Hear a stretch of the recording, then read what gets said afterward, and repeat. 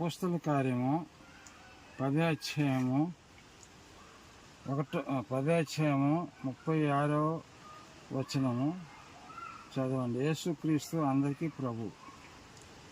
ఆయన ఈ లోక నాథుడు, ఈ లోక రక్షకుడు. ఆయన జగమంతా ఆయన ఏల్చున్నాడు. ఆయన ద్వారాగే ప్రతి ఒక్కరును, ఆయన ఆత్మ ద్వారాగా ప్రతి ఒక్కరు స్వస్థపరచబడుచున్నారు.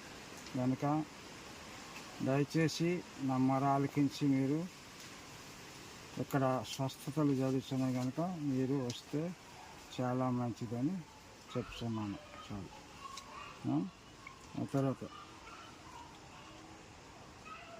ఇదేంటిది కీర్తన కదా. కీర్తనలు 61 అధ్యాయము 1వ వచనము. దేవా, నా మొర ఆలకించుము, నా ప్రార్థనకి